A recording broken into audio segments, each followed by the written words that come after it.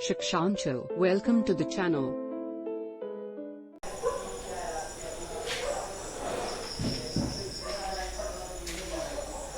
आप सभी को नमस्कार। स्वागत है आपका शिक्षांजल द स्टडी प्लेटफॉर्म के चैनल पे। और आज जो हम लोग टॉपिक स्टार्ट करने जा रहे हैं, जो चैप्टर स्टार्ट करने जा रहे हैं, वो है क्लास 9th का लोकतंत्र क्या, लोकतंत्र क्यों। और ये बहुत ही इंटरेस्टिंग चैप्टर है।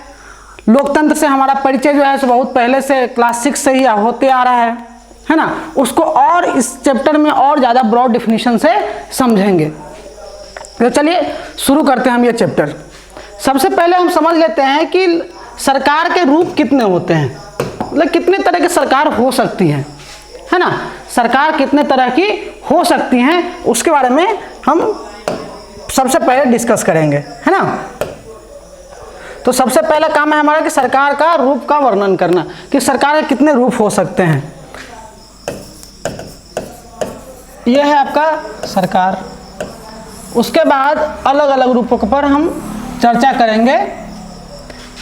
सबसे पहले जो है सो हमारा आता है क्या, सबसे पहले हमारा आएगा मोनार्ची।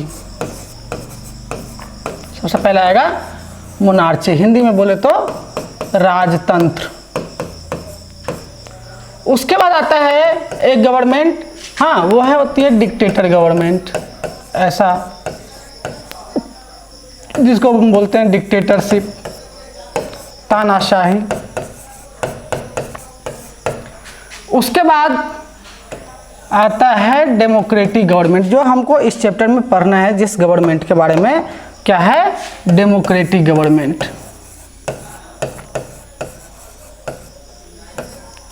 डेमोक्रेटिक गवर्नमेंट के दो रूप होते हैं। एक होता है कॉन्स्टिट्यूशनल मोनार्ची, कॉन्स्टिट्यूशनल मोनार्ची बोले तो संवैधानिक राजतंत्र, संवैधानिक राजतंत्र, है ना, संवैधानिक राजतंत्र।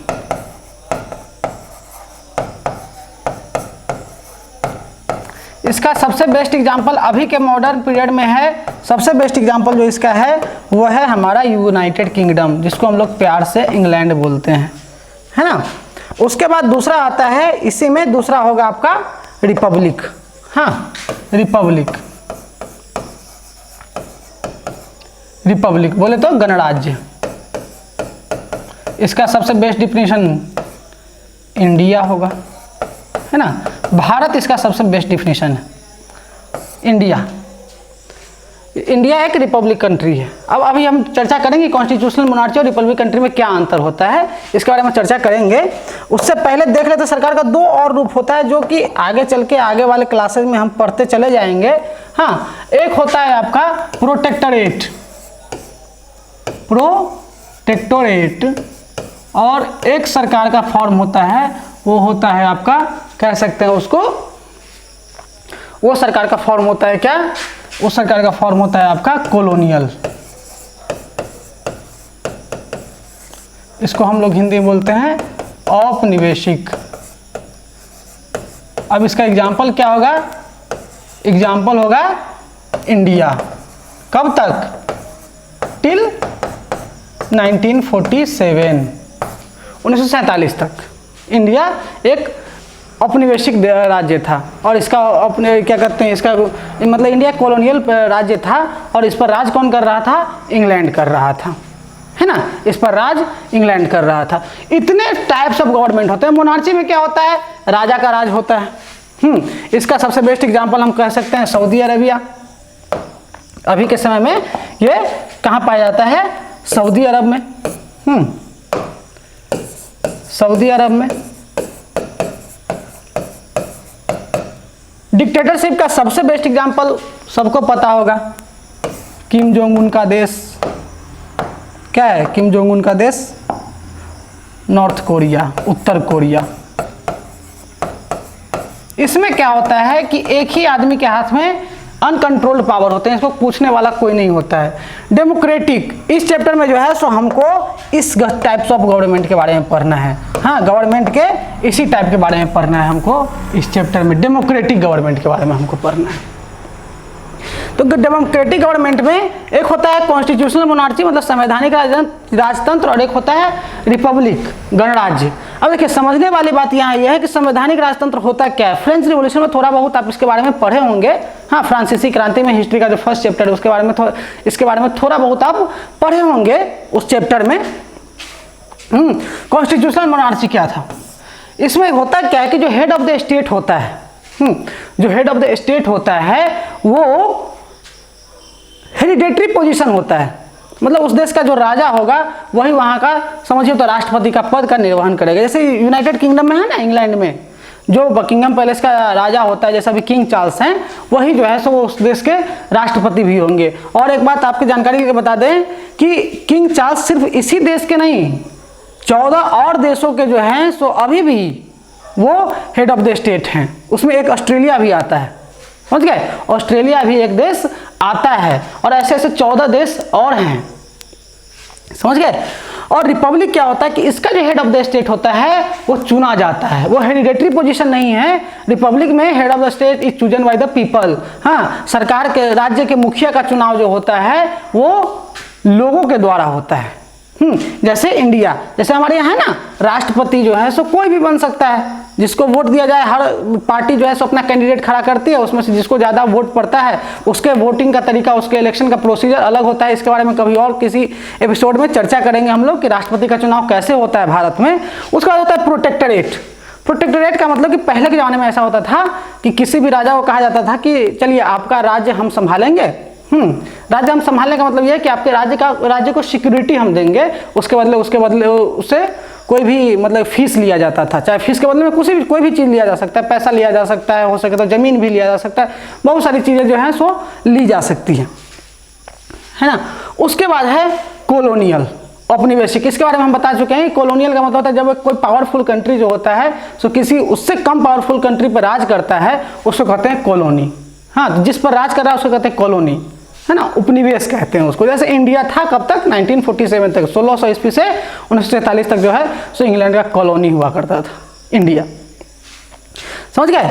अब बढ़ते हैं हम चैप्टर में आगे कि लोकतंत्र क्या होता है। लोकतंत्र क्या होता है, इस चैप्टर में हम बढ़ते हैं आगे। व्हाट इज डेमोक्रेसी, लोकतंत्र होता क्या है। देखिए ये जो डेमोक्रेसी है ना, डेमोक्रेसी ये ग्रीक वर्ड से आया है। ये किस वर्ड से आया है, ग्रीक वर्ड से, यूनानी भाषा से आया है।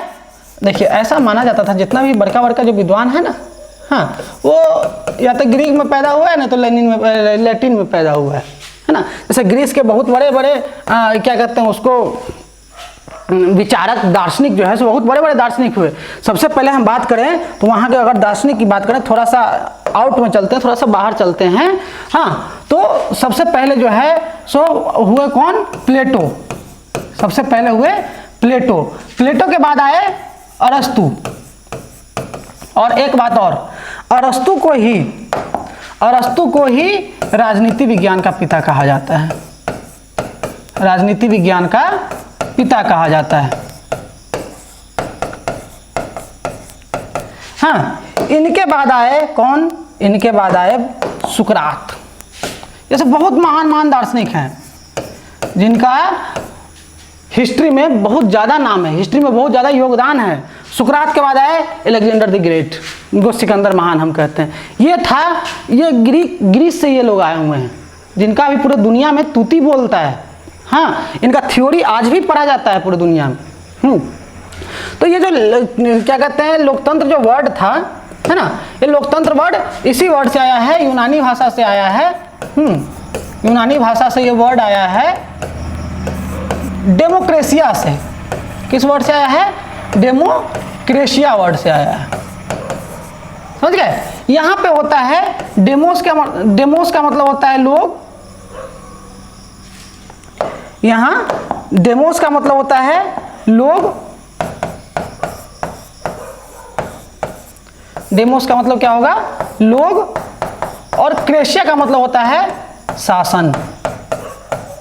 हाँ, टू गवर्न, टू रूल, है ना। तो इससे बनता है लोगों का शासन। ये यूनानी वर्ड है, ये ग्रीक वर्ड है, तो ध्यान रखिएगा ये एक ग्रीक वर्ड है। समझ गए? ये जो है सो डेमोक्रेसी जो है सो ग्रीक वर्ड है। अब आते हैं इसके डिफिनीशन पे।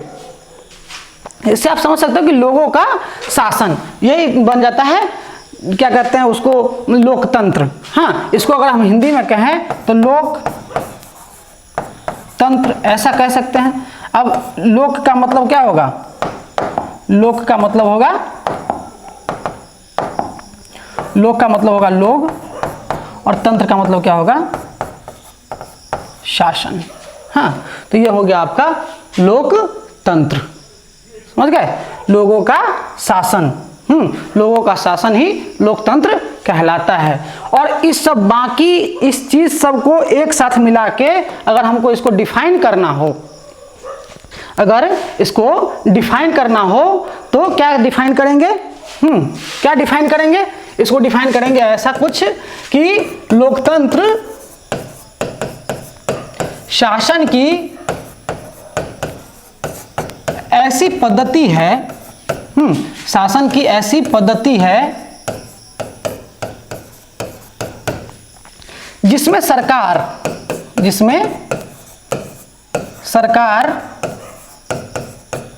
जनता के द्वारा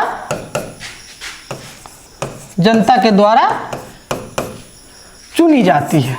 यह शासन की ऐसी पद्धति है जिसमें सरकार किसके द्वारा? जनता के द्वारा चुनी जाती है। इसको फिर से अगर इंग्लिश में लिखें तो क्या होगा? इंग्लिश में इसको फिर से डिफाइन करें तो क्या होगा? इट इज द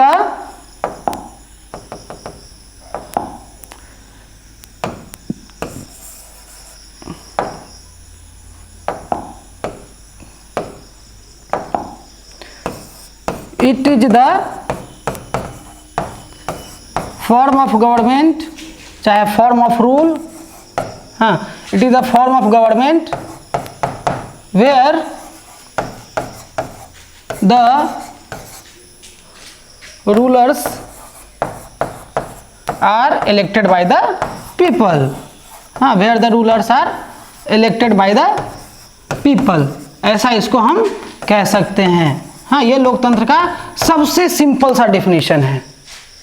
लोकतंत्र का सबसे सिंपल सा डिफिनीशन है कि यह शासन की ऐसी पद्धति है जहां पे सरकार जनता के द्वारा चुनी जाती है। It is the form of government where the rulers are elected by the people. अब क्वेश्चन ये आता है कि इसमें रूलर कौन होगा? इसमें रूलर कौन होगा? हाँ, उसके बाद पीपल कौन होंगे? ये भी एक क्वेश्चन है। हाँ, रूलर कौन होगा सबसे पहली बात, पीपल कौन होंगे, और उसके बाद जो इलेक्टेड बाय द पीपल है, ये इलेक्शन का पैरामीटर क्या होगा? हाँ, इलेक्शन का पैरामीटर होगा क्या? मतलब कुछ ना कुछ तो क्राइटेरिया होना चाहिए कि कौन से लोग सरकार चुनेंगे, कौन से लोग सरकार को चुनने का अधिकार रखते हैं। हाँ, ये कुछ क्वेश्चंस हैं, समझ गए? और इस क्वेश्चन का आंसर ये है कि रूलर वो होंगे जो लोगों के द्वारा चुने जाएंगे और जो मेजर डिसीजन लेंगे। और मेजर डिसीजन मतलब जो महत्वपूर्ण क्या कहते हैं उसको निर्णय है, महत्वपूर्ण निर्णय जो होते हैं वो जो है सो वही ले सकते हैं जो लोगों के द्वारा चुने गए हों, है ना। जो लोगों के द्वारा चुने जाते हैं वही जो है सो क्या कहते हैं मेन डिसीजन ले सकते हैं। इलेक्शन का जहां तक बात है तो इलेक्शन का भी कोई ना कोई क्राइटेरिया होना चाहिए। ये क्या? फ्री एंड फेयर इलेक्शन होना चाहिए, स्वतंत्र एवं निष्पक्ष इलेक्शन होना चाहिए। मतलब कि आप जहां वोट दें, वोट आपका वहीं पे पड़े।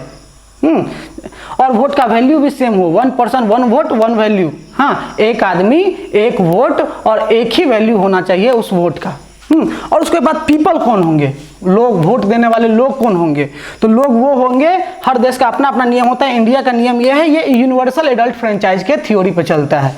यूनिवर्सल एडल्ट फ्रेंचाइज क्या होता है कि 18 या 18 साल से ऊपर के कोई भी लोग जो भारत के नागरिक हैं, हाँ, ये मैटर नहीं करता है कि वो किस जाति का है, उसके पास कितना धन है, वो अमीर है, गरीब है, किस धर्म का है, ये सब मैटर नहीं करता है। हाँ, बस वो भारत का नागरिक हो और 18 या 18 साल से ऊपर का हो, मतलब दे कैन वोट। हाँ, वो वोट कर सकते हैं। ये है इस पूरे डिफिनीशन में अलग अलग लोगों, अलग अलग चीज़ों के लिए पूरा एक्सप्लेनेशन। कि यहाँ रूलर कौन होंगे, इलेक्शन किस क्राइटेरिया का होगा, इलेक्शन का पैरामीटर क्या होगा, और पीपल्स कौन होंगे। अब थोड़ा सा इसको और एक्सप्लेन करते हैं, हाँ, कुछ एग्जाम्पल्स लेके। थोड़ा सा और एक्सप्लेन करते हैं कुछ एग्जाम्पल्स लेके।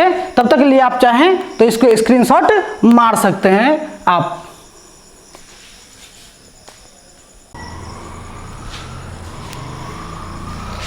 चलिए अब चलते हैं हम थोड़ा सा आगे, है ना, कि सबसे पहला है कुछ टॉपिक्स है कि डेमोक्रेसी किस किस बात पे जो है सो निर्भर करता है जिससे हम एक अच्छा डेमोक्रेसी निकाल के ला सकते हैं। सबसे पहला है उसमें एक चीज, सबसे पहला है उसमें पहला पॉइंट ये है कि चुनाव से पहले, छोड़िए, चुनाव से पहले, हाँ, मेजर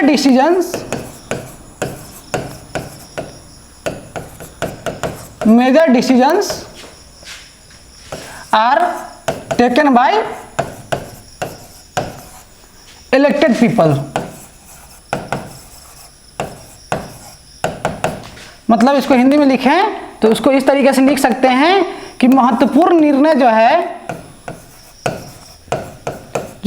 निर्णय होंगे वह चुनी हुई सरकार के द्वारा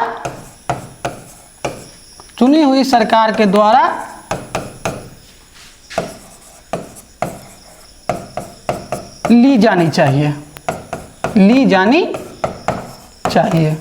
चुनी हुई सरकार के द्वारा ली जानी चाहिए, है ना।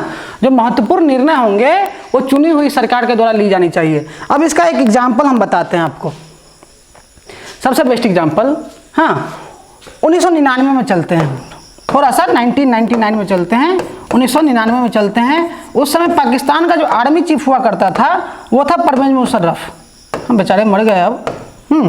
वो थे कौन? परवेज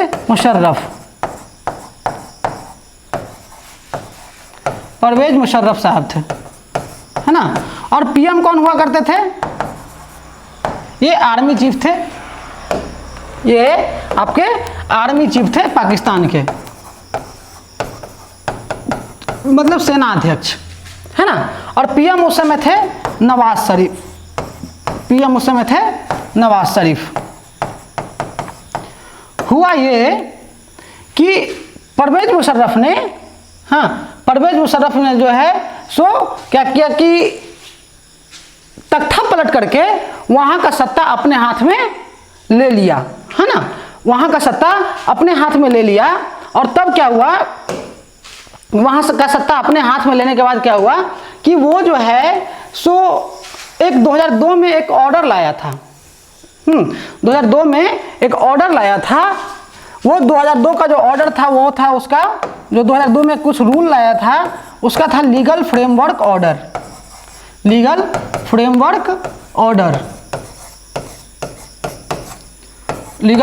ऑर्डर। इसके अनुसार ये हुआ कि जितनी भी वहाँ लेजिस्लेटिव असेंबलीज थी जो इलेक्टेड थी पहले से लोगों के द्वारा, उसको वो पूरा का पूरा डिस्ट्रॉय कर दिया, है ना। उसको वो पूरा का पूरा डिस्ट्रॉय कर दिया और फिर से वहाँ इलेक्शन करवाया गया। चलो यहाँ तक ठीक है। लेजिस्लेटिव असेंबली का चुनाव फिर से करवाया गया। फिर उसने एक एनएससी की स्थापना की, उसने एक एनएससी एस्टेब्लिश किया। एनएससी क्या था? सो देखो, नेशनल सिक्योरिटी काउंसिल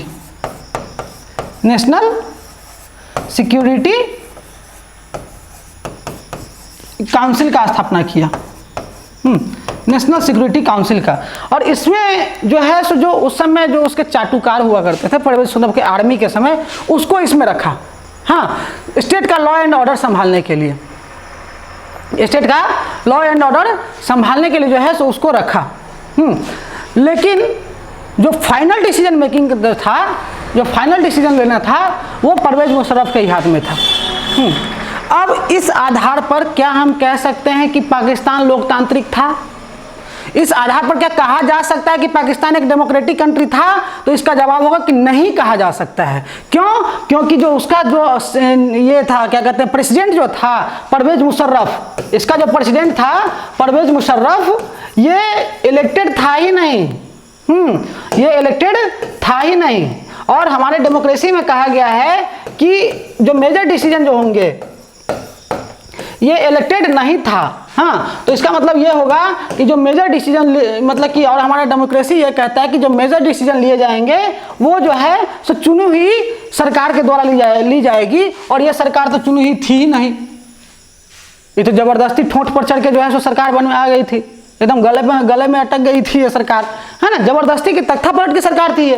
तो इस आधार पर कह सकते हैं ये सरकार डेमोक्रेटिक नहीं थी, इसलिए इसके पास वो कोई भी महत्वपूर्ण डिसीजन लेने का कोई भी अधिकार नहीं था, लेकिन फिर भी इसने लिया, क्योंकि मेजर डिसीजन का जो अपना महत्वपूर्ण निर्णय लेने का जो भी फाइनल डिसीजन मेकिंग का जो पावर लिया था ये अपने हाथ में रखा हुआ था, और ये आदमी इलेक्टेड था ही नहीं, ये आदमी इलेक्टेड था ही नहीं। तो इस आधार पर ये कह सकते हैं कि ये पाकिस्तान यहाँ पे डेमोक्रेटिक रूल नहीं था। मतलब कि इस टॉपिक में हम डेमोक्रेसी को अलग अलग पैरामीटर पर रख के देख रहे हैं कि किस देश में क्या क्या है जिससे जो है सो वो देश डेमोक्रेटिक है या नहीं है, समझ गए? क्यों, मतलब किस देश में मतलब डेमोक्रेसी है या किस देश में नहीं है। तो इस पैरामीटर पर हमको क्या पता चला, जब major decision are taken by the elected government,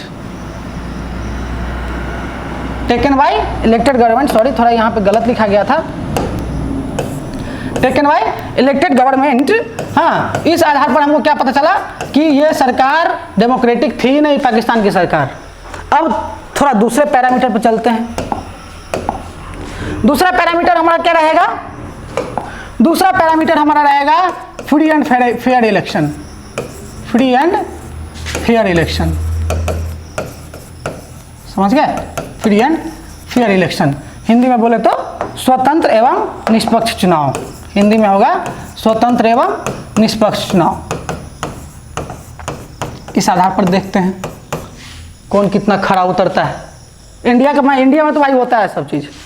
India एक फुल डेमोक्रेटिक पूर्ण लोकतांत्रिक देश है, लेकिन दूसरे देश का देखते हैं। हाँ, सबसे पहले आते हैं पड़ोसी, जो हमारा पड़ोसी है कौन?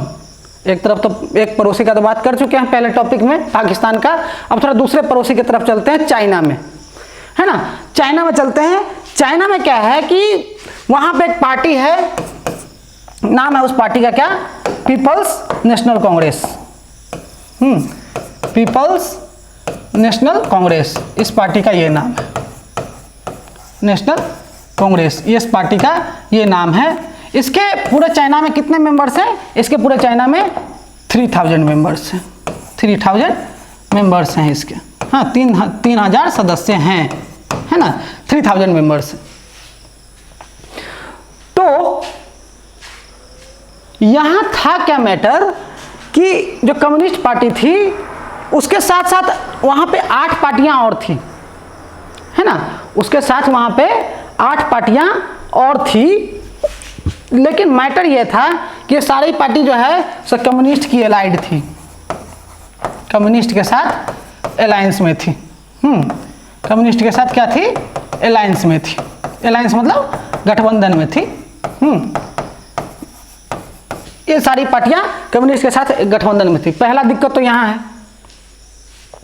दूसरा दिक्कत क्या है? सो देखिए, दूसरा दिक्कत यह है कि अगर किसी भी व्यक्ति को, किसी भी आदमी को कम्युनिस्ट के खिलाफ लड़ना है, सिंपल समझो इस चीज को, किसी भी आदमी को, कि बहुत ही मतलब कि मजेदार चीज है ये, मतलब कि किसी भी आदमी को अगर कम्युनिस्ट के खिलाफ लड़ना है तो उसको जो है सो अप्रूवल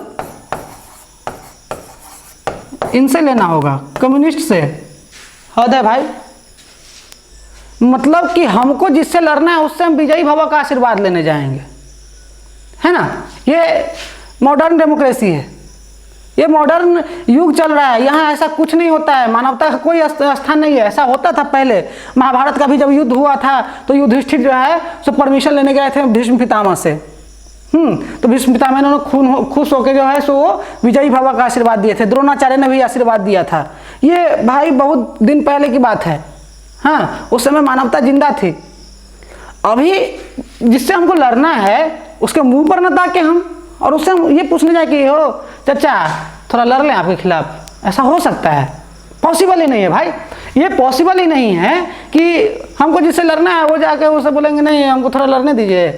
हाँ, हम आपको पे क्या, सिंपल समझो ना, अपने ही यहाँ अपने ही तरफ कोई भी मैटर होता है, किसी से हमारा झगड़ा हो जाता है, खासकर अपने तरफ ज़मीनी विवाद ज़्यादा चलता है, हाँ सिविल का केस ज़्यादा चलता है, तो क्या करते हैं, पहले तो भौरमन झगड़ा करते हैं यहाँ घर पे, अपने जो भी जिनसे झगड़ा चल रहा है उनसे, और उसके बाद क्या करते हैं कि उस केस को उठा के कोर्ट में ले जाते हैं। अब वो अपना पूरा फोर्स लगा रहा है जीतने के लिए, हम अपना पूरा फोर्स लगा रहे हैं जीतने के लिए, और जब तक केस फाइनल नहीं होगा, हाँ, तब तक हम एक दूसरे से बात भी नहीं करेंगे, तब तक हम एक दूसरे से बात भी नहीं करेंगे, एकदम दुश्मनी टाइप का हो जाएगा, हाँ, मन में ईर्ष्या की भावना आ जाएगी। और यहाँ यही था कि आपको लड़ना कम्युनिस्ट के खिलाफ है, और अप्रूवल भी कम्युनिस्ट से ही लेना है, समझ गए, यहाँ ये दिक्कत था। अब चलते हैं थोड़ा सा मेक्सिको की तरफ। मेक्सिको अमेरिकी महाद्वीप में है, मेक्सिको, वहाँ पे जो है सो उधर चलते हैं थोड़ा। मेक्सिको जो है सो आज़ाद हुआ था 1930 के बाद।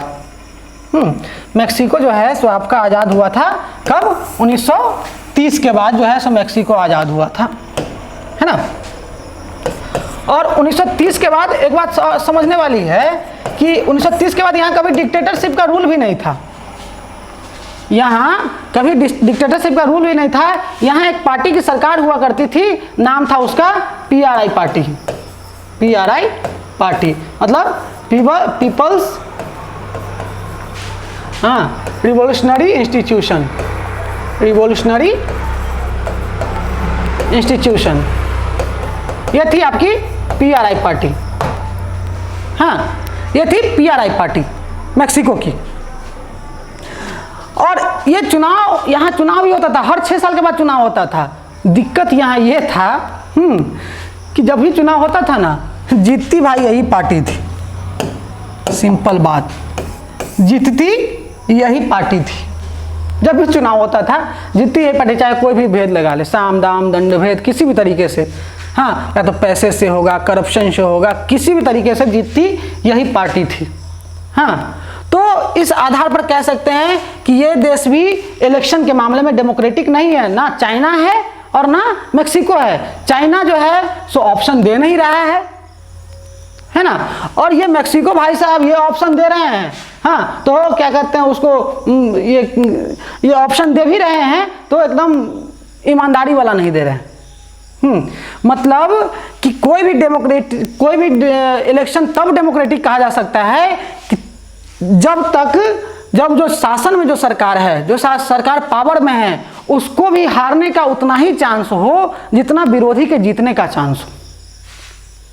समझ गए, मतलब कि एकदम फेयर चांस होना चाहिए कि आपको हारने का, तब जाके जो है सो कह सकते हैं कि वो जो है सो एक डेमोक्रेटिक इलेक्शन वहाँ पे हुआ है। और ये दोनों जगह तो न चाइना में हुआ है इतना अच्छे से और न मेक्सिको में हो रहा है, तो इस आधार पर भी जो है सो ये दोनों देश डेमोक्रेटिक नहीं है। समझ गए। अब जो है सो उसके बाद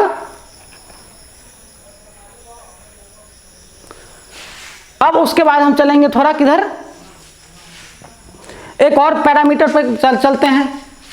ये तो आपका स्वतंत्र एवं निष्पक्ष चुनाव जो है, स्वतंत्र एवं निष्पक्ष चुनाव वाला जो मैटर है, ये यहाँ भी जो है सो मतलब कि ओवरऑल कहने का मतलब ये है कि स्वतंत्र एवं निष्पक्ष चुनाव का मतलब ये हुआ कि जो भी पार्टी शासन में है, जो भी राजनीतिक पार्टी शासन में है, उसको हारने का पूरा चांस हो, उसके भी हारने का पॉसिबिलिटी हो। ये चाइना के साथ क्या स्थिति था, हाँ, कि हम अपना क्लास में खाली टॉप पे आते थे, हम अपने क्लास में खाली टॉप ही आते थे। क्या है, हम अपने क्लास में एक ही गो बच्चा थे, हम अपने क्लास में एक ही बच्चा थे, इसलिए हम खाली टॉप पे आते थे, है ना। मतलब चाइना के पास, चाइना ऑप्शन दे ही नहीं रहा है, हाँ, और मेक्सिको जो है सो ऑप्शन दे के भी जो है सो बेईमानी कर रहा है।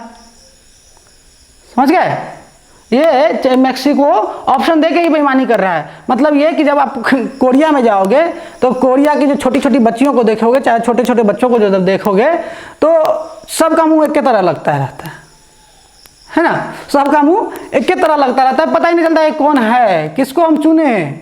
मतलब कि ऑप्शन दिया ये, ऑप्शन ये दिया, हाँ, लेकिन सिर्फ ऑप्शन ए, चाइना भी दिया, हाँ, ऑप्शन मतलब tick the correct answer, tick the correct option, और ऑप्शन में है बस एक, ऑप्शन ए, कम्युनिस्ट पार्टी है, चाइना का था। मेक्सिको में था, हाँ, कि चार गो ऑप्शन है, हाँ, लेकिन वो 3 गो कोई काम का नहीं है। काहे कि सही जो है सो ऑप्शन ए को ही होना है, ऐसा था। तो यहाँ भी फ्री एंड फेयर इलेक्शन नहीं हुआ, इसलिए हम इसको डेमोक्रेटिक नहीं कह सकते हैं। अब चलते हैं थोड़ा सा अगले पैरामीटर पे। अगला पैरामीटर हमारा क्या है? अगला पैरामीटर है हमारा 1 पर्सन 1 वोट एंड 1 वैल्यू। अगला पैरामीटर है हमारा 1 पर्सन 1 वोट एंड 1 वैल्यू।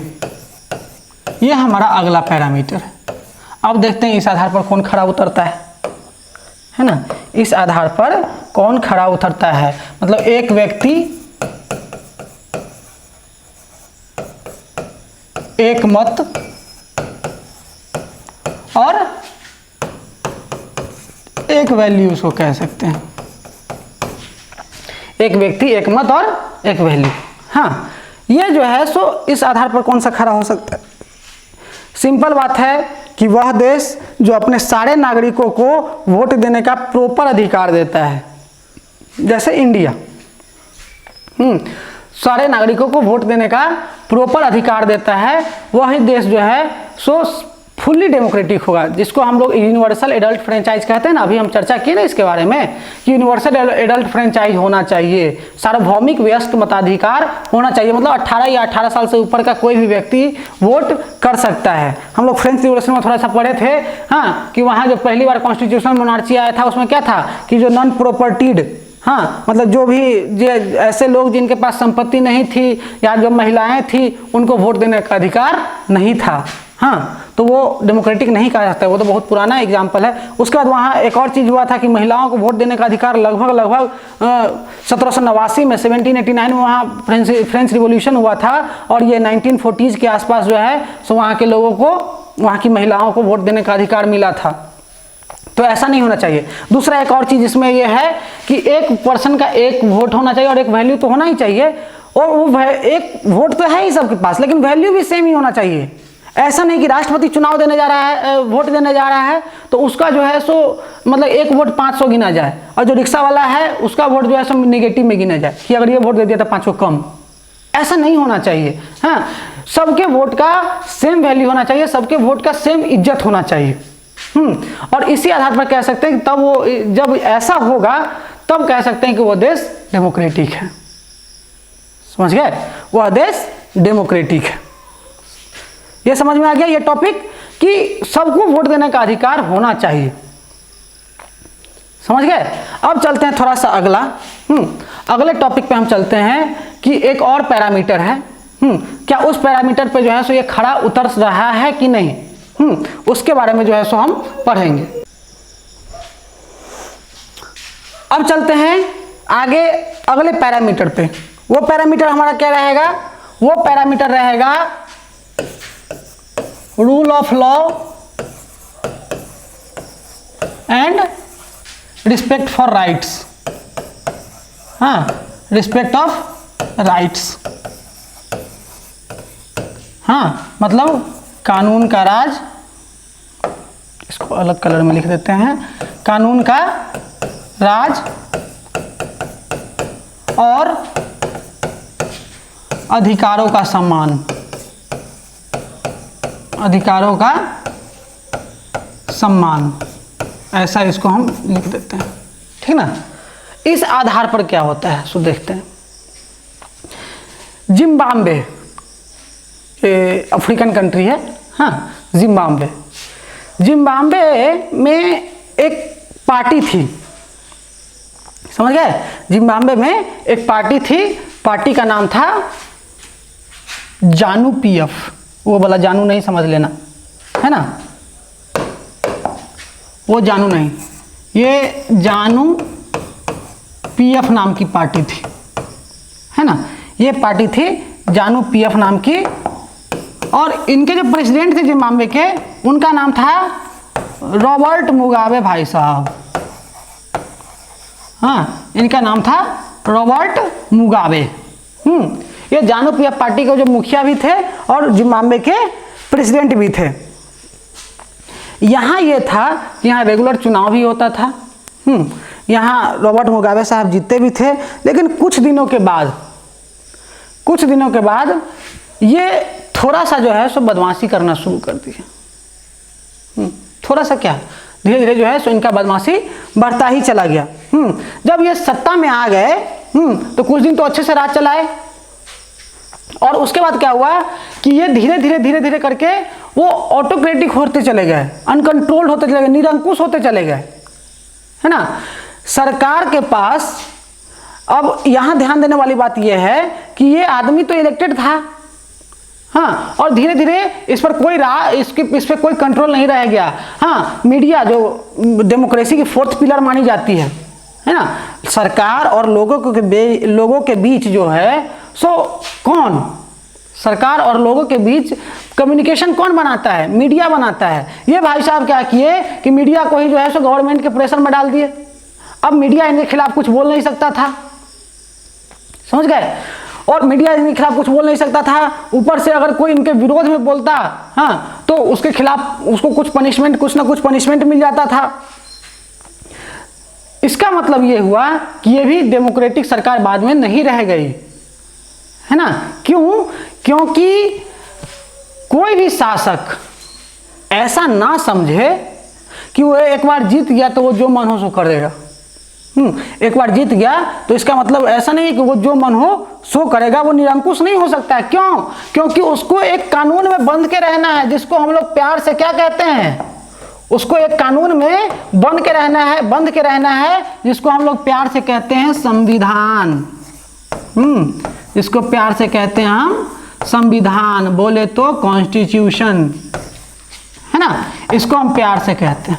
प्यार से क्या कहेंगे, झाड़ के भी कहेंगे तो कॉन्स्टिट्यूशन ही कहेंगे, क्या कि हमको इन्हीं के अंदर में रहना है ना। ये जो सेट ऑफ रूल्स बनाए गए हैं संविधान के, इसमें हमको क्या, उस देश का जो भी नागरिक होगा, एक देश के राष्ट्रपति से लेके और देश का एक सबसे गरीब, सबसे अंतिम तबका वाला जो आदमी होगा, वो सबको एक एरिया में बाउंड होकर रहना है। और वो एरिया तय कौन करता है, वो तय करता है कॉन्स्टिट्यूशन, है ना।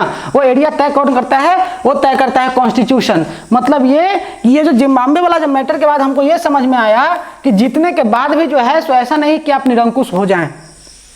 आपको संविधान के अंदर में जो उस देश का जो सेट ऑफ रूल्स बनाया गया है, उसके अंदर में रह के ही आपको काम करना होगा। यही है कानून का राज, यही है कानून का शासन। और उसके बाद है अधिकारों का सम्मान। अधिकारों का सम्मान का मतलब क्या कि डेमोक्रेसी में हमको पता है कि डेमोक्रेसी तो सबसे मस्त पिलर पे खड़ी है, वो है स्वतंत्रता, लिबर्टी पे, है ना, फ्रीडम के पिलर पे खड़ी है वो। और वो लोगों को चाहिए, वो उनका अधिकार है, वो उनका जन्मसिद्ध अधिकार है। एक डेमोक्रेटिक कंट्री में पैदा होने के साथ ही आप एक स्वतंत्र देश में पैदा हो जाते हैं, है ना। स्वतंत्रता आपके डीएनए में आ जाती है, समझ गए। तो वो जो है सो स्वतंत्रता आप किसी का अधिकार नहीं छीन सकते, भले ही आप मेजोरिटी से जीते हो। 543 सीट है, आप 543 का 543 भी जीत जाएं आप, फिर भी आप निरंकुश नहीं हो सकते। जो मन मर्जी हो वो नहीं कर सकते। क्यों? क्योंकि आपको इस कॉन्स्टिट्यूशन में बंध के रहना है। और अगर इस कॉन्स्टिट्यूशन में आप बंध के नहीं रहते हैं तो जो हमारा इंडिपेंडेंट बॉडी जो होता है डेमोक्रेसी के 3 पिलर्स होते हैं ना, वैसे कहने को तो 4 पिलर, लेकिन 3 लीगल होते हैं। कौन कौन? लेजिस्लेटिव, एग्जीक्यूटिव और जुडिशियरी, है ना। विधायिका, कार्यपालिका और न्यायपालिका, है ना। तो न्यायपालिका क्या है?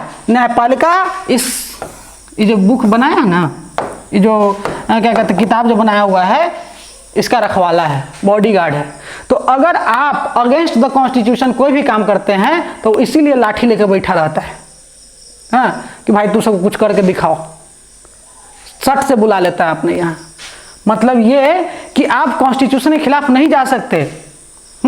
और एक बात, आपकी आज़ादी वहीं तक है जहां तक दूसरे की आज़ादी हर्ट ना हो। आपकी आज़ादी वहीं तक है जहां तक दूसरे की आज़ादी हर्ट ना हो। मतलब ऐसा नहीं है कि आपके पास अभिव्यक्ति की आज़ादी है तो आप रोड पर चल रहे हैं तो गरियाते हुए, गाली देते हुए चल रहे हैं, नहीं। क्यों? क्योंकि कॉन्स्टिट्यूशन में एक चीज़ ये भी है कि सरकार की जिम्मेदारी है कि सबकी डिग्निटी को मेंटेन करके रखना, सबके आत्मसम्मान को मेंटेन करके रखना। और अगर किसी को आप गाली दे रहे हैं, इसका मतलब उसके आत्मसम्मान को ठेस पहुंचा रहे हैं, तो क्या होता है कि आप पर जो है सो कार्रवाई की जा सकती है। मतलब ये कि कोई भी आदमी, हम फिर से बता दे रहे हैं, कोई भी आदमी हो, चाहे देश का राष्ट्रपति क्यों ना हो, चाहे देश का सबसे अंतिम तबके का आदमी क्यों ना हो, उस सबको जो है सो इस सेट ऑफ रूल में बंध के रहना है। इस नियमों का जो ये पिटारा जो है नियम का, इसके अंदर बंध के रहना है। ये हमको कायदे में रहना सिखाता है, समझ गए? और ये हमको कायदे में रहना सिखाता है। और एक बात सबसे मतलब कि इम्पोर्टेंट बात, लोकतंत्र एक थ्योरी पर चलती है। और थ्योरी क्या है? थ्योरी सिंपल सा है, हर बाप का एक बाप होता है।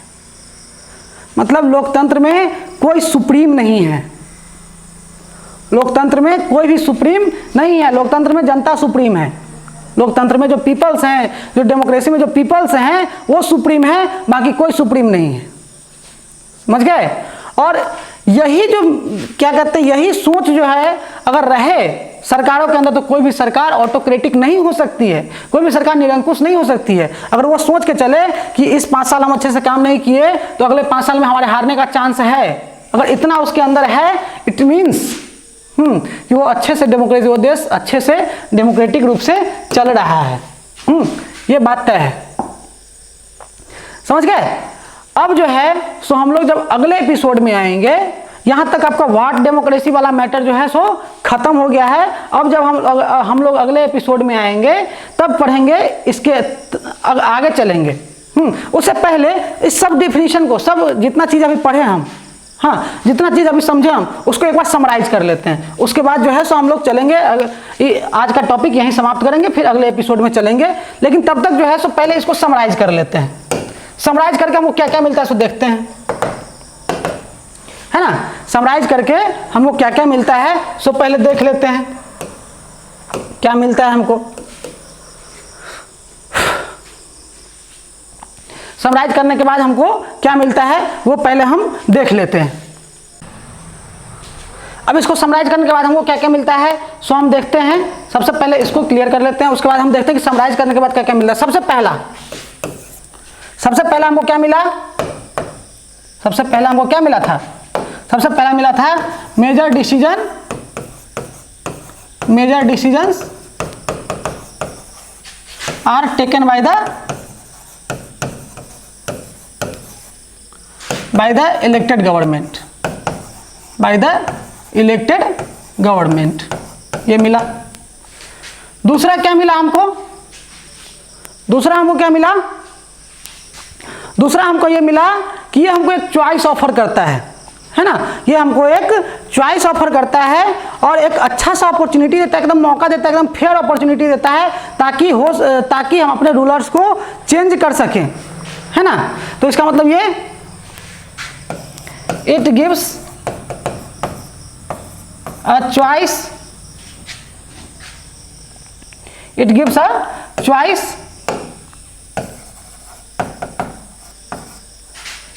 and a fair opportunity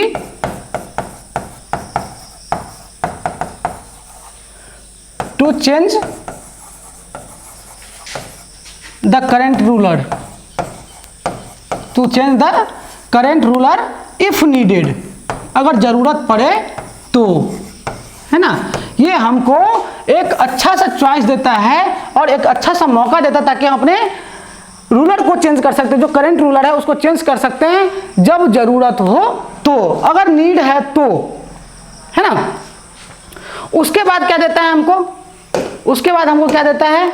उसके बाद अगला क्या देगा हमको? उसके बाद देगा कि ये जो चॉइस हमको जो मिलता है और जो अपॉर्चुनिटी हमको मिलता है वो फ्री एंड फेयर होना चाहिए और वो इक्वल बेसिस पे होना चाहिए। तो तीसरा क्या होगा हमारा कि the choice and opportunity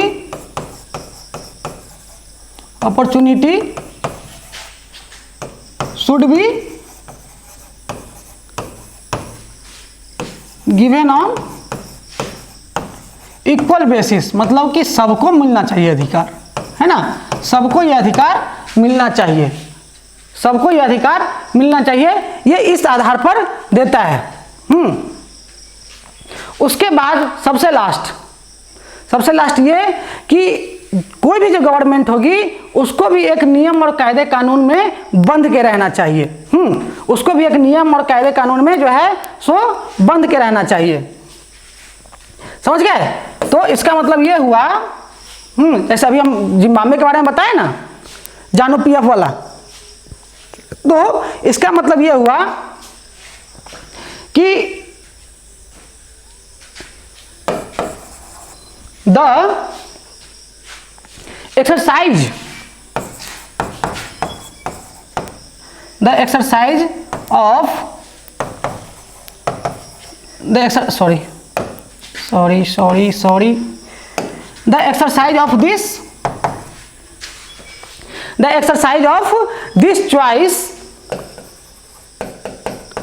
exercise of this choice leads to a government. The exercise of this choice leads to a government limited by basic rules of constitution. Limited by basic rules of constitution. Limited by basic rules of constitution. मतलब ये कि जो भी सरकार चुनी गई हो उसको भी किसी न किसी हद में बंध के रहना है।